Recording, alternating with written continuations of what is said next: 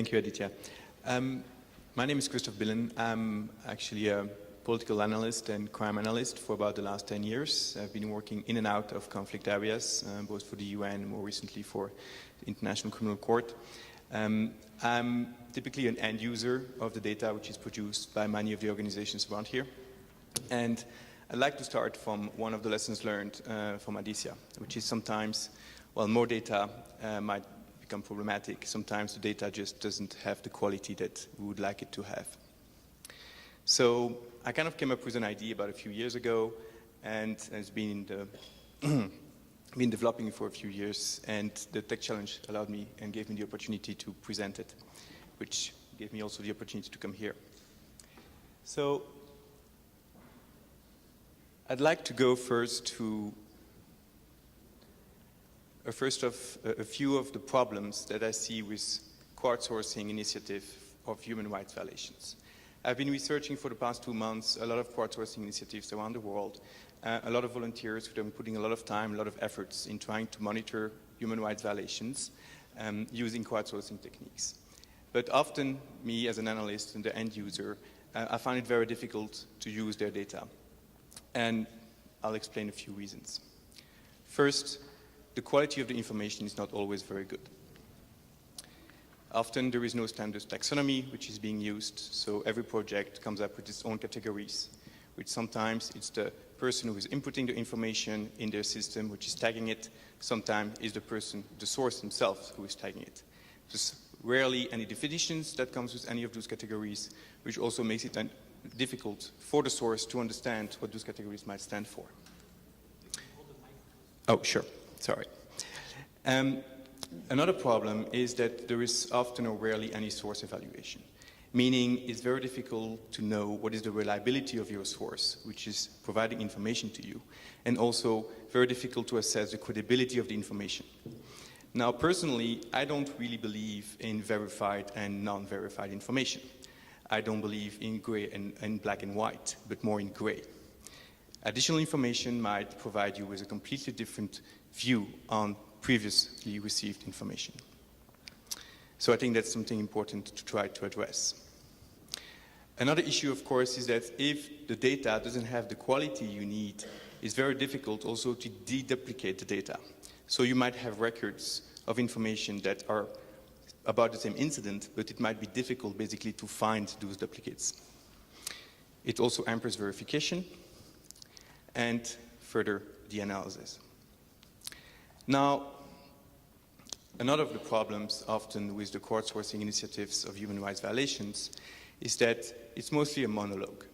So people are reporting violations, it's being stored on the platform, it's being mapped at times, but there is rarely any feedback loops to the source. I think that's also something that we need to think about and see how we can try to address this in the future. Of course, and we've been talking about this today, earlier, there is the major issue of data security and user safety that needs to be addressed as well. And again, many of the initiatives and projects I've researched seem to pay sometimes little attention to those very important issues. At times, they go at lengths trying to inform their user base about what kind of security precautions they should take when communicating such kind of sensitive information. But at times, there is none of that information available on the website, and when talking to them, well, because I've interviewed a few of them as well, they seem not to realize always that this might be an issue. Now, maybe a few solutions on how to address these issues, and this is what people's intelligence will try to achieve in the near future. First, I'd like to propose a paradigm shift, which some of you have already raised over the last few days, which is to go from a monologue to a dialogue. So, enforcing feedback loops. You receive information, let's get back to your source and provide them with information that is practical for them and upon which they can take action, without always having to wait for a third-party organization to come to their assistance. Also, I think it's important, as has been raised here, to remain low-tech as possible. So people's intelligence has originally been designed with SMS as its main technology, but I'm recently looking into USSD because it also has a lot of different advantages, which is you can establish a synchronous session, which is also much cheaper, if not free, and you can basically start asking questions to your user base. Now, what I think is highly important is that maybe it's also a shift from the typical categories that people can tag, which, as I said, might differ from one organization to another, to actually start asking holistic questions. Typical, the 5 W's and 1 H question. When and where, what, why, and how. I forgot one. And of course, how do you know? I think that's very important, at least as an analyst that is looking at information coming from users. It's very important to know, what is the immediacy to the facts of that user, of that source? Is that person very close to the fact? Has he directly witnessed the crime or the allegation of crimes that he's reporting about? Or he just heard about it from somebody else? This has a huge impact also on the credibility of the information that we're going to analyze later. So besides asking users, sources, to respond to all those questions, so when did the incident happen, where did the incident happen, who committed that incident, how did they do that, and what did they do exactly?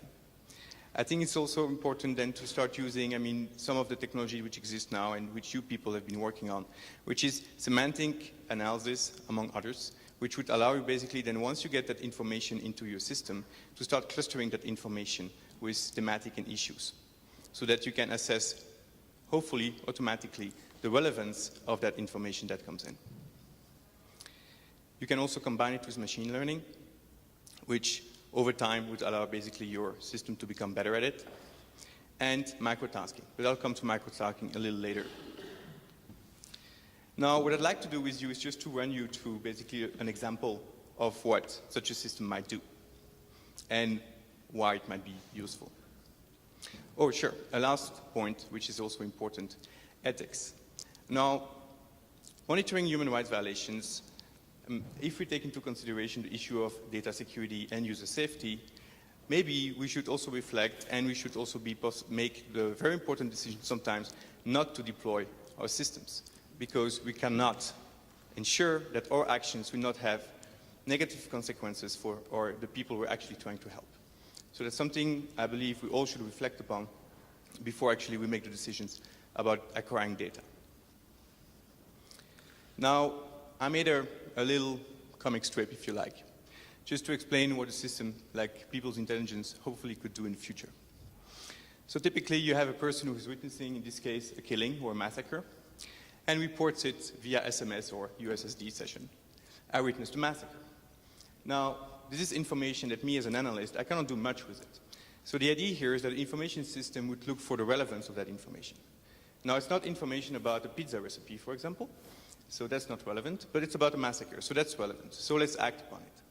But obviously, a lot of information is missing. We don't know when and where that incident happened. We don't know who perpetrated that incident, we know the type of crime. We don't know the number of victims, for example, and we don't know how that source knows about it. So what I propose here is to engage into a dialogue with that source. Now, often those people go at great length to actually send that information in the first place. So why not get back to them and ask them more questions? Basically, typically, well, where did it take place? And when did it take place? And who did it? And so forth. Until you get all the quality information that you need to perform your analysis.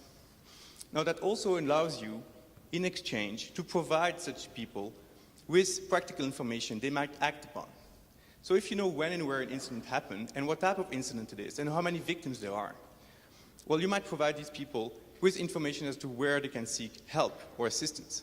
At the same time, you might also provide some early warnings to NGOs and rescue services in the area that such an incident might have happened. With the consent of the source, you might even put them in touch. Now that's the first part of the idea, how to get relevant information. The first part of the idea is how to verify information, which I think is something that has been bugging a lot of us for quite some time now. So I'll take the same example. You did receive that structured data, which is therefore easy to parse within the database, and you can start looking for corroborated records of information, and you don't find any. So there's no other records of a similar incident that might have happened in that area, so it's very difficult for you to corroborate if that incident happened in the first place, and also to trust that person who reported to you.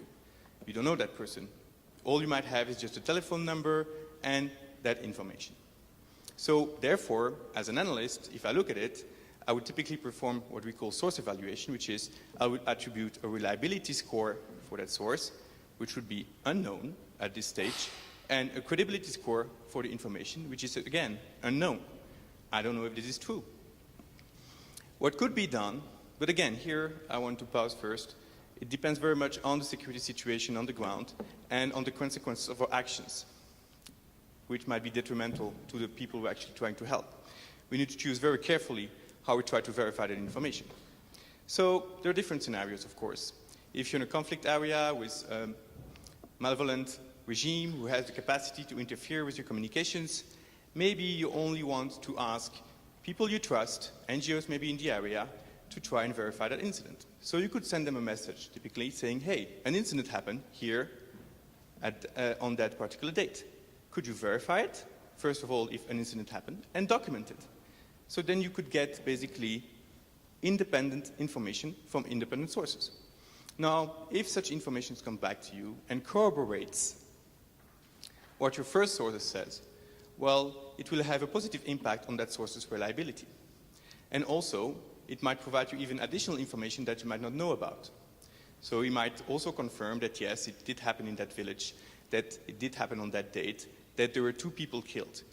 But maybe it also might allow you to know that actually there might be more than 2 or 3 people killed. So also based on that, what you can do is then automatically try to attribute reliability scores to your sources and credibility scores to your information. Now I have a few more slides, but I will try to go fast. Yeah. So user safety and data security. I think that's a very important point which I have addressed. And maybe some of you can answer me later. Tomorrow I have a self-organized session. Would USSD protocol be a good protocol to work with, which might be more secure than SMS, for example?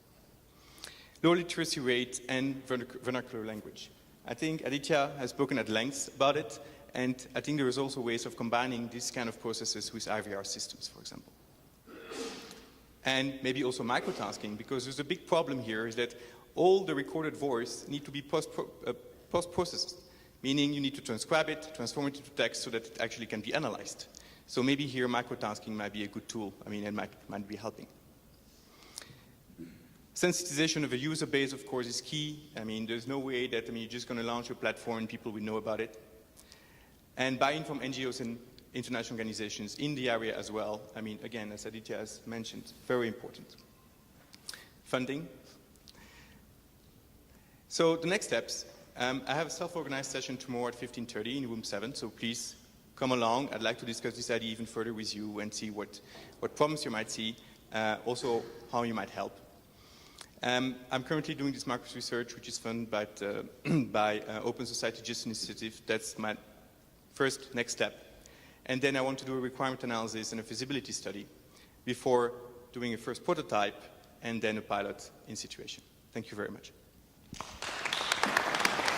I wanted to ask Christophe, what is it about a message semantics that specifically for human rights violations could be identified to make that message trusted? Another question I had was, what is it about crowdsourcing specifically that lends itself so well to crowdsourcing human rights violations cases? I don't see it, or I just don't know what it is. I'm sorry, can you just repeat the second question? What is it about crowdsourcing as a method that lends itself well to identifying and pursuing human rights violations? My question to Nathaniel was, what are the challenges? Do you mind holding that and having Christophe go first? Absolutely, yeah, sure. Okay. Thank you for your questions. I don't think that the semantics themselves can make your message trusted. What I believe is possible, though, is that you collect quality information and answers to those basic questions: when, where, who did what, and how many victims there were, and how do you know. You get enough quality information that you can then, and if it's basically structured information, you can easily parse it into a database, and then you can basically you can run the duplication algorithms and look for other records in your database which share similar characteristics. And then, of course, it will still be, I believe, a human being will have to make the decision if yes or no, those records are related to one another. So I don't think that semantics alone answer that question. What the semantics allows you to do, I believe, is that first of all, to decide if the message that you receive is relevant or not. So let's say you receive a message about a pizza recipe and you're looking for human rights violations information, obviously it's not relevant. So that's easy. Now what it allows you to do as well is that, it also allows you basically to assess, for example, you receive a message. People are free to text in the way they want. But let's say people will refer to a killing as a murder, a death, I don't know. But this you can then semantically cluster with other terms which are similar, and therefore from that you can also again assess relevance. Is that answering the question? Okay, so second question, crowdsourcing method, why would it be fit to human rights monitoring? Okay, now the typical way people go about human rights monitoring and research it, and I don't want to, I think it can basically, is that, okay, so typical human rights organizations, they have limited resources and time. So they go in the field to research some big human rights violations they've maybe heard about, via their own sources on the ground, or local NGOs which are working with them, or the media desks. But they can't basically be permanently present everywhere in a country and report about every single violation. So I think it would be really helpful to them as well if the people had the ability to report whatever happens to them whenever they believe it's important for them to report. So they should take the onus to some extent, in reporting these. And their crowdsourcing can be really helpful, I believe. But I believe also it's very important to help them to report it in a valuable way so that organizations like existing organizations, Human Rights Watch, Amnesty International, or other organizations like the ICC or other courts can then later use that information and make also decisions basically where to distribute, and better use their resources. And for example, what incidents should be investigated and not, for example. I just wanted to ask Nathaniel, what are the main challenges that we're facing to, say, professionalize crisis mappers? That's a good question, and I want to really put an asterisk next to professionalize. I think this is a community that started as volunteers, and this is absolutely no slight against volunteers. It's actually a credit to how far you've brought this field. So when we say the word professionalize, we are talking about standardize, routinize, and prepare, equip. Now, one of the major challenges is that we have a lack of theory about, just taking some of Christoph's work, what has probative value as evidence.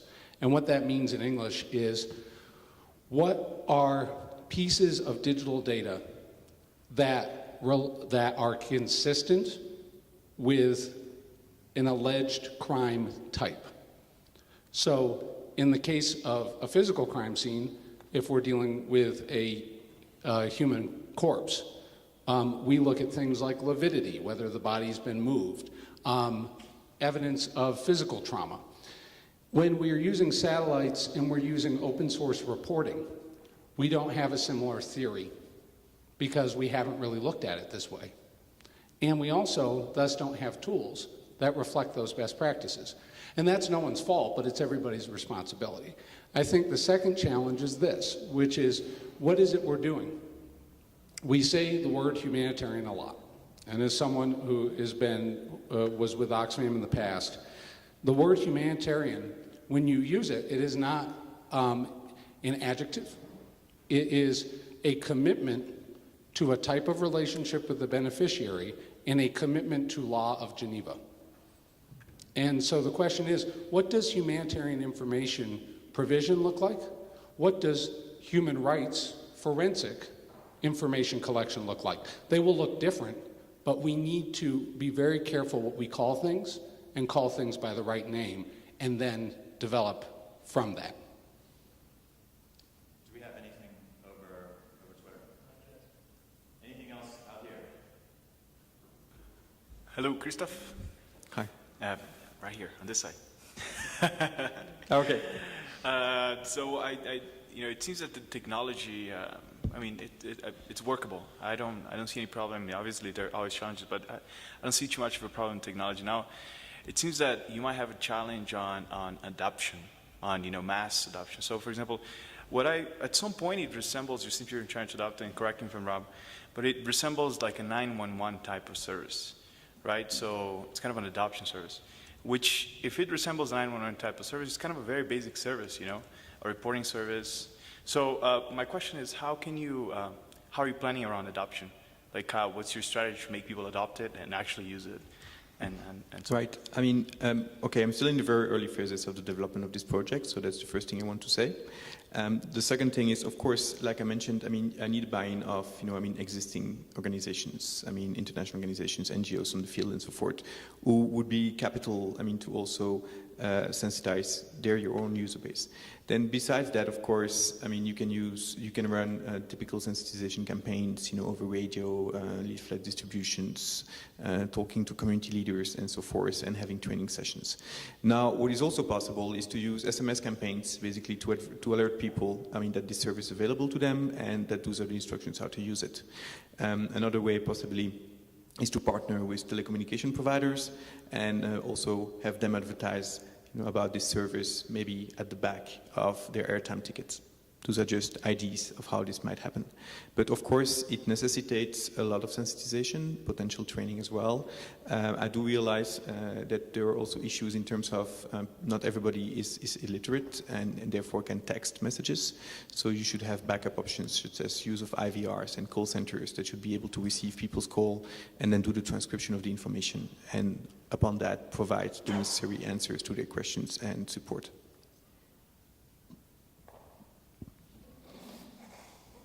hello, Christoph. Hi. Right here on this side. Okay. So it seems that the technology, it's workable. I don't see any problem. Obviously, there are always challenges, but I don't see too much of a problem in technology. Now, it seems that you might have a challenge on adoption, on mass adoption. So, for example, at some point it resembles, you seem you're trying to adopt, and correct me if I'm wrong, but it resembles like a 911 type of service, right? So it's kind of an adoption service, which if it resembles a 911 type of service, it's kind of a very basic service, a reporting service. So my question is, how are you planning around adoption? Like, what's your strategy to make people adopt it and actually use it? And so Right. Okay, I'm still in the very early phases of the development of this project, so that's the first thing I want to say. The second thing is, of course, like I mentioned, I need buy-in of, existing organizations, international organizations, NGOs on the field and so forth, who would be capital, to also sensitize your own user base.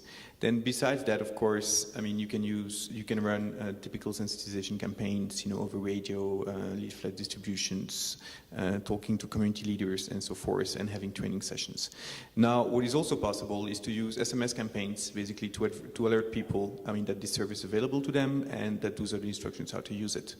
Another way possibly is to partner with telecommunication providers and also have them advertise about this service maybe at the back of their airtime tickets. Those are just ideas of how this might happen. But of course, it necessitates a lot of sensitization, potential training as well. I do realize that there are also issues in terms of not everybody is illiterate and therefore can text messages. So you should have backup options such as use of IVRs and call centers that should be able to receive people's call and then do the transcription of the information. And upon that, provide the necessary answers to their questions and support.